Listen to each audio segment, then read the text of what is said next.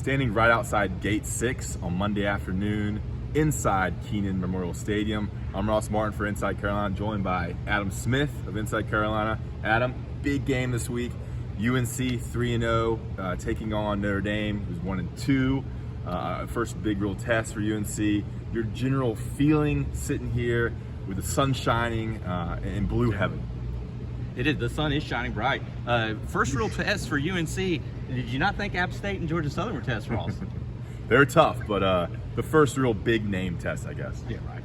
First Power 5 opponent.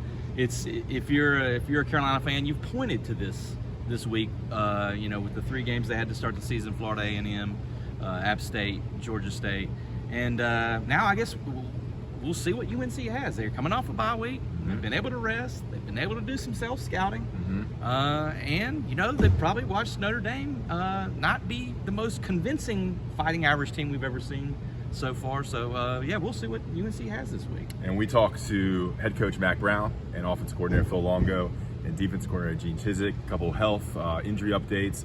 Josh Downs and Antoine Green are practicing. That's good news there for the Tar Heels. UNC should get offensive lineman Spencer Rowland back. Miles Murphy, who didn't miss any time except for a little bit at the end of the Georgia State game, is back. And Don Chapman is cleared to play. Is with the team and will be available against Notre Dame. The self-scouting part. I mean, what your takeaways from maybe the defensive side of the ball and what Gene Chizik said? I mean, they need to get better. He knows that. I don't know what your takeaways from how Chizik kind of phrased the stats of the defense right now. He said they've had a great last 4 days. I wrote that down in my notepad.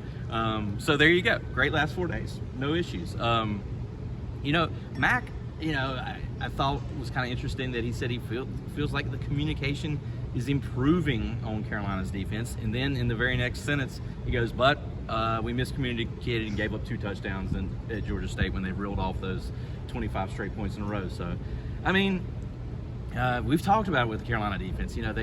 Those guys say the right things. Mm-hmm. And, surely they're practicing correctly. I just feel like it's a matter of proving it out there. They've had their moments. If you talk about the most recent thing they did was they stopped Georgia State on 4 straight drives to end the game in Atlanta. And, that's the last thing they did. That's the last thing they put on film. But Gene did say today, I'm not sure what that was. Gene did say today that they've had 4 good days of practice. Yeah. So, and the tough test against a Notre Dame team. Look, backup quarterback, but they have 4 and 5 stars all along the offensive line.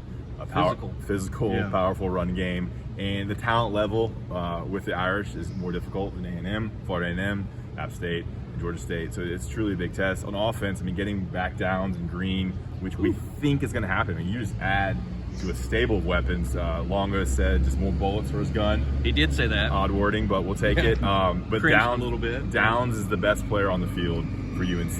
Green's that deep threat, so getting those guys back could be a huge step for the offense. They've been spectacular. As this truck passes. Yeah. You can hear the beeping, and a student's going to that too. So. And we're back at it here. I don't know how much this offense can get better. I mean, any areas to improve, you think?